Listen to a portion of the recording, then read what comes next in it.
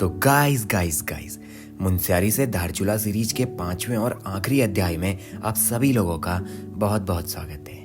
उम्मीद है इस सीरीज के पिछले 4 अध्याय आप लोग देख चुके होंगे और अगर अभी तक उन वीडियोस को नहीं देखा तो पहले उनको ज़रूर चेकआउट करना, क्योंकि इस यात्रा की शुरुआत से लेकर अपनी मंजिल तक ना पहुंच पाने की सारी कहानी उन्हीं चैप्टर्स में है। अगर आप लोग पिछली वीडियोस को देखकर आए हो तो आपको अच्छे से पता होगा कि क्या ऐसे कारण थे कि अपनी ये यात्रा अधूरी ही रह गई। कल शाम एक लंबे संघर्ष के बाद हम लोग एक ऐसे स्थान पर पहुंचे जहां से आगे बढ़ना थोड़ा मुश्किल लग रहा था। सुबह सुबह जब कैंप से बाहर निकल के देखा तो अपने अभी तक के इन 5 दिनों के सफर का सबसे बढ़िया मौसम आज ही था। कल तक आसमान बादलों से घिरा हुआ था और हम लगातार आगे भी बढ़ रहे थे, पर जैसे ही हमने वापस लौटने का मन बनाया तो मानो अपने को भ्रमित करने आज का मौसम कुछ ज़्यादा ही बढ़िया हो गया। वेदर रिपोर्ट के अकॉर्डिंग आज बादल बताए हुए थे, पर आसमान में दूर दूर तक एक भी बादल नहीं था। तो टाइम हो रहा है 8:15, लगभग उठ गए थे 6:30-7 तक उठ गए थे। उसके बाद बाहर देख रहे अभी आज का मौसम तो एकदम साफ़ है, लेकिन कुछ भरोसा नहीं है। कल भी ऐसा ही था, मौसम साफ था लेकिन शाम होने तक बादल आ चुके थे और बारिश भी आ सकती है, बारिश आने के भी चांसेस हैं। आज तो नहीं लेकिन कल आ सकती है।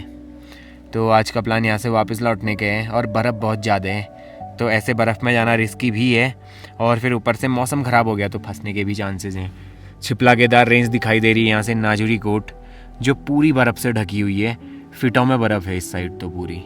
अभी हम यहाँ से कैंप साइट से छिपला केदार की बर्फ़ को देख रहे हैं और यहाँ से छिपला केदार रेंज में जो बर्फ़ दिखाई दे रही है, इसका मतलब बल्ची टॉप अगर हम यहाँ से आज आगे भी बढ़ते और गुईधार खाल को क्रॉस करके यानी गुईधार टॉप को क्रॉस करके पल्ली तरफ भी चले जाते ना, तो जिम्बा गधेरे में हमको बल्ची टॉप जाते वक्त बहुत ज़्यादा बर्फ़ मिलती। आज का मौसम देखकर एक बार के लिए तो मानो अपना प्लान ही बदल गया और हम सोचने लगे कि हम दोनों को आज यहाँ से आगे बढ़ना चाहिए। कल बारिश होने की पूरी संभावनाएं बताई थी, पर आज का मौसम देख मानो ये लग रहा था कि ऐसा ही मौसम हफ्ते भर रहेगा। अगर मैप के थ्रू दिखाऊं तो अपनी कल की कैंप साइट धरतीधार से लगभग 3-4 किलोमीटर नीचे कुल्का गधेरे के नज़दीक इस पॉइंट पर हुई थी, जहां से कुल्का गधेरे की गहरी खाई और ऊंची चट्टानों को साफ साफ देखा जा सकता था। जहां पर अपनी कैंप साइट थी वो लोकेशन कुछ ऐसी थी कि 2% टेंट लगाना भी मुश्किल हो गया था। अपने कल के पूरे ट्रैक में कुल्का गधेरे के अलावा कहीं और बिल्कुल भी पानी नहीं था और गधेरे तक ना उतर पाने के कारण पिछली रात अपनी कैंप साइट में पानी की बहुत कमी हुई। इस स्थान पर कुछ बर्फ थी, तो कल रात हम लोगों ने यहीं पर कैंप लगाने का विचार बनाया और पूरी रात बर्फ गलाकर अपना काम चलाया। तो टाइम हो रहा है कुछ 8:30 से 9 के बीच और अब जाके धूप आई है इस जगह पे, क्योंकि आसपास पे बहुत ऊंचे ऊंचे पहाड़ हैं और फ़िलहाल तो एकदम चटक धूप आई है, लेकिन परसों का मौसम ख़राब बताए और स्नो बहुत ज़्यादा है बीच में। यहाँ से आए हम ऊपर, जो आपको दिखाई दे रहा है ये इधर से आए और यहाँ से अभी धरतीधार तक हमको खड़ी चढ़ाई चढ़नी है, क्योंकि कल मज़े मज़े में उतर तो आए नीचे काफ़ी। इस जगह पे अपनी कल की कैंपिंग रही, यहीं से नीचे रास्ता जाते हैं देखिए, और यहाँ से उतर के सामने जाना था हमको और ठीक यहीं पे कैंप लगा रखा था। आए थे कहीं ऊपर से इधर से। अगर आज के दिन हमने आगे बढ़ना शुरू किया होता तो सबसे पहले हम कुल्का गधेरे में पहुंचते, जिसको लोगों द्वारा कुल्का वैली के नाम से जाना जाते हैं। कुल्का वैली लगभग 2400 मीटर से 3800 मीटर ऊंचाई की एक ऑफबीट और अनएक्सप्लोर्ड वैली है, जो कुल्का नदी की घाटी है। वर्तमान में गढ़वाल के अधिकतर ट्रैक्स लोगों की बकेट लिस्ट में रहते हैं और बहुत सारे ट्रैकर्स हर महीने गढ़वाल के ट्रैक्स को कवर भी करते हैं, पर कुमाऊं में अभी भी बहुत सारे ऐसे स्थान हैं जो आज भी एकदम अनदेखे हैं। धरतीधार से लगभग 1 किलोमीटर चलने के बाद 2 रास्ते कटते हैं, जिनमें से एक रास्ता कुल्का गधेरे को पार करके सुमदुम की ओर जाते हैं, वहीं दूसरा रास्ता कुल्का घाटी में आगे बढ़ते हुए कुल्का ताल तक जाते हैं।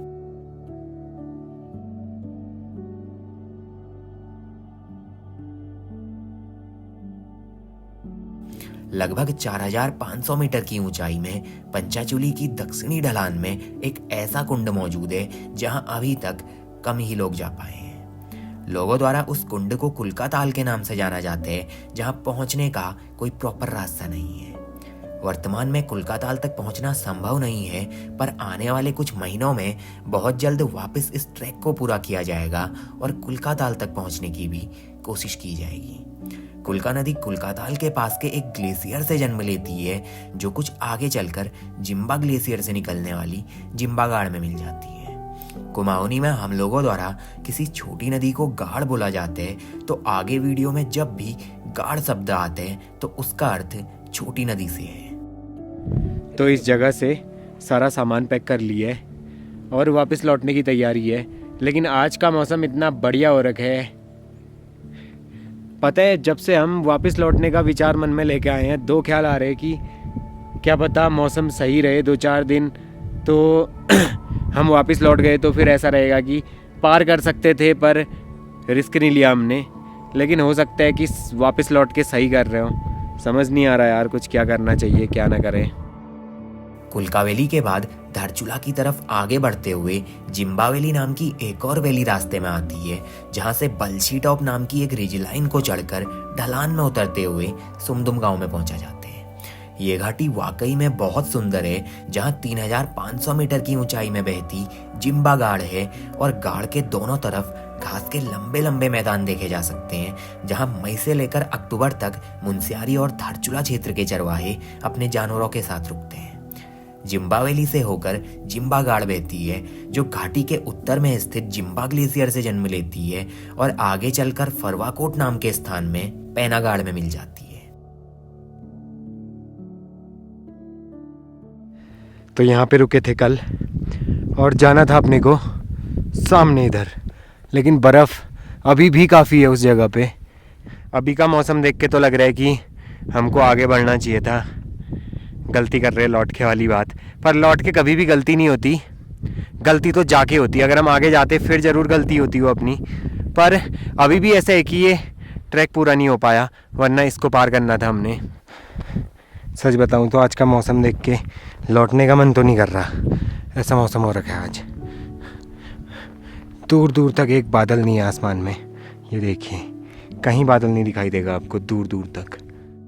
तो दिन के लगभग 12 बजे अपनी कैंप साइट से वापस लौटने के बाद 1 बजे हम धरती धार पे पहुंच गए। आज का मौसम देखकर वापस ट्रैक शुरू करने का बहुत मन किया, पर अब वापस लौटना शुरू कर दिया था और आज का प्लान यहाँ से गुल्फा गांव के पास मुजती में स्टे करने का था। तो कुछ देर का विश्राम धरती धार पे करने के बाद हमने यहाँ से नीचे को लौटना शुरू किया।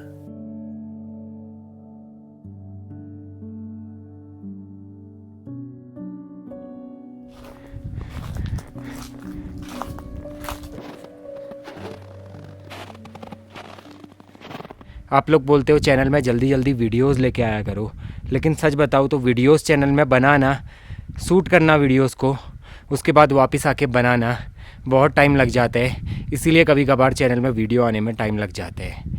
इस चैनल में वीडियोस भले ही हमेशा लेट से आती है, लेकिन हमेशा मेरी कोशिश आप लोगों को अच्छा कंटेंट देने की रहती है। और आगे भी शायद अगर कभी लेट से वीडियो आई तो उसके लिए माफ़ी चाहता हूँ, लेकिन कंटेंट हमेशा बेहतरीन देने की कोशिश की जाएगी।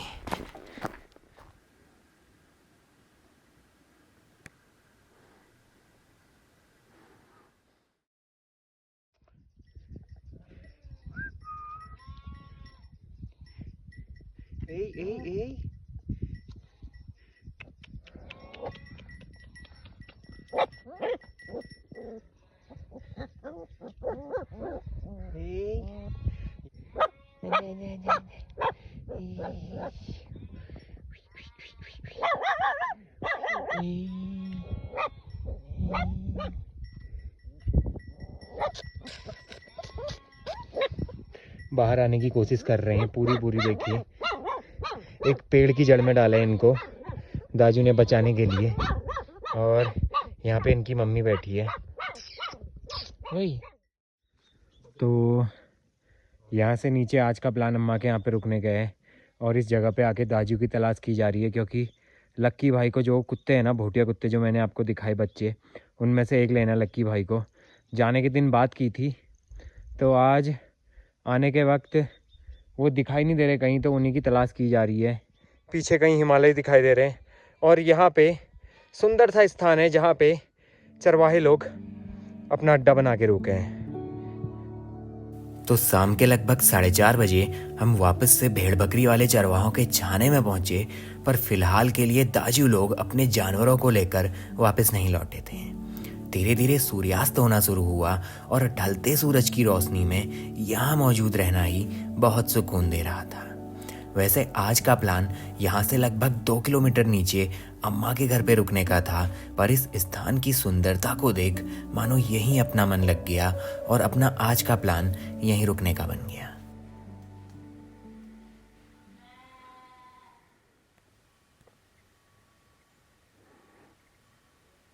हाँ, गर्मियों में आना, जून जुलाई हाँ उस समय बर्फ ही बर्फ होगा यार, जहाँ जहाँ घूम सकते हो। उसके बाद बर्फ में कहाँ घूमेंगे, बर्फ है करके तो नहीं आए। बर्फ में एंजॉय मजा आता है ना भाई। तो यहाँ से विंटर लाइन देखिए कितनी प्यारी दिखाई पड़ रही है। जितने ऊंचाई वाली जगहों पे जाते हो वहाँ से ऐसी पश्चिम साइड को जहाँ सूर्यास्त होता है वहाँ पे ऐसे ही विंटर लाइन दिखाई देती है। देखिए लाल कलर की लाइन, इसको देखने भी काफ़ी सारे टूरिस्ट आते जाते रहते हैं इधर उधर। तो यहाँ पे बन रहा है अभी फिलहाल चावल, और ये है डॉगीज के लिए, कुत्तों के लिए बन रहे हैं पहले। हाँ कुत्तों के लिए बन रहे हैं। बहुत दाई ने इनवाइट किया मैं अपने यहाँ, बढ़िया यार हम ऐसे बकरी वाले ऐसे कभी नहीं होते भाई। हाँ दाई हम जाते हुए ताजो हमारे यहाँ ऐसा नहीं होता यार, बकरी वाले कभी नहीं होते। जंगली में कोई भी वाले जंगल में बहुत भटकते ना। हाँ फिर हमारे घर तक पहुँचते हैं। हाँ फिर वहाँ से हम पहुँचा देने वाले ठहरे वो मदद करके नीचे। हाँ। टूरिस्ट वगैरह हाँ खाते हो, मतलब जड़ी बूटी ऐसे खाते हैं। जब घर में आके जब खाना देते ना तो अन्न लग जाता है उनको, मतलब एकदम उल्टी करने जैसे। अच्छा 3 बार अबे मतलब मैंने कितनी बार आगे गए थे, अम्मा लोग गए थे ना मैं। अच्छा हमने तो मतलब 2 आदमी को देखा, मतलब ज्यादा नहीं। अच्छा। एक तो हमारा डेरा वहाँ मतलब जंगल में था ना, उस टाइम बकरी के साथ थे। फिर वहाँ पहुंचा था एक भटकते भटकते उसका तो लास्ट में भयंकर चोरी कर दिया यार, पता नहीं किसने कर दिया। बहुत सामान। हाँ यार 11-12 लाख रुपया था उसका यहाँ गांव पे। अच्छा यहीं रहता था क्या आपके गांव यहीं में? रहता गुल्फा था। में? हाँ कीड़ा घाट ढूंढने जाता, कीड़ा घाट ढूंढने जाता था वो। हमारे वहीं से घी लेने वाला ठहरा। हाँ और किसी के वहाँ से नहीं लेगा वो घी, हमारे वहीं से। इसका अलग होता है स्वाद थोड़ा हाँ ना, ये घर के दुकान से। ये घर के दुकान से बहुत अच्छा होता है यार। ये ऊपर का नहीं, ये ऊंचाई में ही मिलता है क्या? हाँ नीचे नहीं होता? नीचे नहीं होता है। नीचे वही घर वाला हुआ। हाँ नीचे घर वाला ही होगा। इतना ऐसे हो जाता है। तो इसमें है जंगली धुंगार। भी रहता होगा ऊपर दुनिया भर का। दिखाता हूँ जरा आपको। कितना बड़ा पौधा रहता है इसका। ये है देखिए, ये है जंगली धुंगार। और हाइट में होता है दारमा साइड, जिम्बा वैली जहाँ हमको जाना था उस साइड। और इसकी खुशबू सूंघते हैं जरा। बोला जाता है सकवा। सेकवा। हाँ सकवा बोलते हैं, मतलब नीचे अलग है हमारे यहाँ मतलब खुशबू भी इसकी थोड़ी अलग है। देखिए किस तरह का है ये। मतलब कुत्ता डेरी पे नहीं आएगा तो हमें सगो जाने वाला कुत्ता पक्का बकरी जंगल छूट गए होंगे, इसी में मतलब भरोसा हो जाता है ना। तो इस स्थान पर वापस लौटने के बाद भाई जी ने इस स्थान का नाम जौल खरसू बताया और आज रात का स्टे भी यहीं रहने वाला था। रात का खाना भाई जी के अड्डे पे बनाया और उन्होंने हमको एक अलग किस्म का धुंगार दिखाया जो सिर्फ ऊंचाई के स्थानों में पाए जाते हैं। धुंगार मुख्यतः दाल आदि में तड़का लगाने के लिए इस्तेमाल किया जाते हैं, पर जो धुंगार हमने देखा वो भाई के द्वारा ऊंचे स्थानों से लाया गया था, जिसकी सुगंध भी कुछ अलग ही थी। हर साल गुल्फा गांव के भेड़ बकरी वाले जिम्बा वैली और दारमा वैली को अपने जानवरों को लेकर जाते हैं और वहां से जंगली धुंगार लेकर आते हैं। तो रात्रि विश्राम जौल खरसू में करने के बाद अगली सुबह हमने वापस घर को लौटना शुरू किया और आज का मौसम भी अचानक से पूरा बदल चुका था। तो आज का मौसम पैक है पूरा, और आज ही हैवी स्नोफॉल बताया था जिसके चक्कर में हम पार नहीं कर पाए इन पहाड़ों को, और होने भी वाले हैं। आज की तारीख थी 27 दिसंबर और आज का दिन इस यात्रा का छठा और आखिरी दिन था। आज हम दोनों ने वापस घर को जाना था, तो सुबह सुबह हमने जौल खरसू से नीचे को लौटना शुरू किया और जिस गाड़ी से हम गुल्फा गांव पहुंचे थे उसी गाड़ी में सेरा घाट तक जाना था।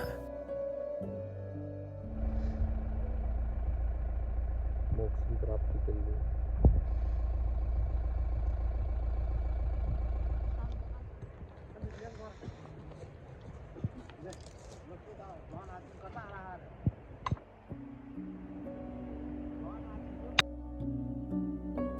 फरवाकोट से गोल्फा जाते वक्त रास्ते में जिम्बागाड़ को पार करना होते हैं, जिसका बहाव फरवाकोट पहुंचने तक बहुत ज़्यादा बढ़ जाते हैं, क्योंकि रास्ते में कुल्कागाड़ का पानी भी जिम्बागाड़ में मिल जाते हैं। यही कारण है कि फरवाकोट में जिम्बागाड़ उफान में बहती है।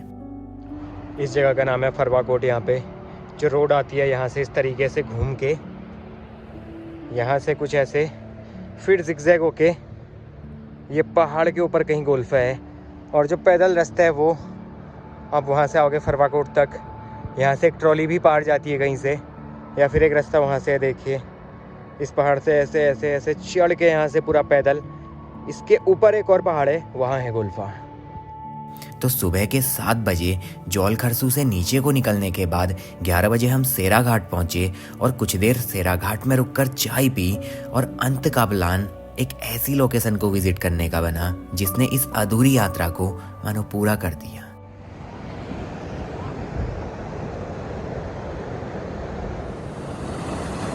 तो इस जगह का नाम है फरवाकोट, और यहीं से गोल्फा का पैदल ट्रैक भी जाते हैं। इसके ऊपर है गोल्फा, इस पहाड़ के ऊपर।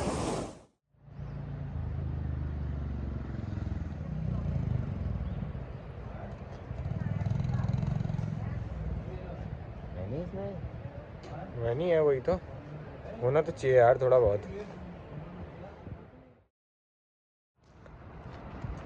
तो ऊपर है कहीं जौल जीबी मतकोट हाईवे, जहाँ पे ढाबा है। यहाँ से नीचे आप लोगों ने शायद देखा होगा हॉट स्प्रिंग लेक। हाँ, गर्म पानी का तालाब है यहाँ नदी किनारे। गोरी नदी है ये, जो मिलम ग्लेशियर से निकलती है। तो गोरी नदी के ही किनारे हॉट स्प्रिंग आता है, यानी गर्म पानी का तालाब है, जहाँ ठंडियों में भी गर्म पानी रहता है। भटकते भटकते हम सेराघाट में गोरी नदी के किनारे एक ऐसे स्थान पर पहुंचे जहां नदी के तट पर गर्म पानी का एक स्रोत था। कड़ाके की इस ठंड में सेराघाट के पास गर्म पानी का नेचुरल सोर्स था, जिसका पानी पहली झलक में मानो हरा दिखाई दिया। जिस जगह से होकर पानी आगे बहता, उस जगह के सारे पत्थर और पूरी मिट्टी में हरे रंग की काई जमी थी, जो पानी में सल्फर की ज्यादा मात्रा के कारण थी।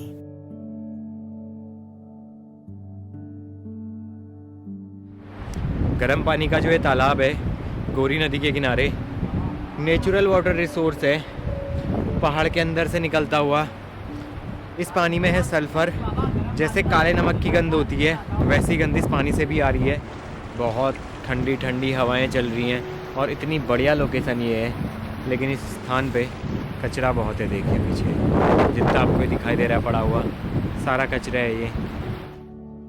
हम इंसानों की देन इस प्रकृति में बस इतनी है कि हमने प्रकृति को ऐसे अनेकों जख्म दिए हैं जो समय के साथ नासूर बनते जा रहे हैं। प्रकृति के बीच और प्रकृति के साथ रहकर हमने कुछ ऐसी निशानियां छोड़ी हैं जिनको हर कहीं साफ साफ देखा जा सकता है। शायद उन जख्मों से हम प्रकृति को यही संदेश देना चाहते हैं कि देख आज हम कितने आगे निकल आए हैं। इस नए साल से जीवन में अगर एक भी बदलाव आ पाए तो उस एक को हमने अपनाना है कि नए साल से कचरा नहीं फैलाना है।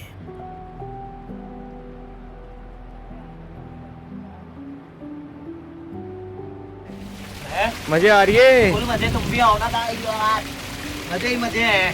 तो ये कहाँ के है बताया? ये सेरा घाट का हॉट स्प्रिंग लेक है ये। मतलब लेक तो क्या कहेंगे इसको, खैर ऊपर से पानी का सोर्स है एक, जहाँ पे गर्म पानी आते हैं। और ऐसा ही एक मतकोट में है। मतकोट में भी ऐसा ही बना रखा है प्रॉपर, या किस टाइप के है? हाँ, मतकोट में भी प्रॉपर बनाया है, वो तो तालाब जैसा है। उम्मीद है ये वीडियो आपको पसंद आई है। अगर पसंद आई है तो वीडियो को लाइक करना और पर्वतवासी को ज़्यादा से ज़्यादा सब्सक्राइब करना। तो बहुत जल्द आप लोगों से फिर मुलाकात होगी किसी नई वीडियो के साथ। तब तक के लिए stay safe and bye bye.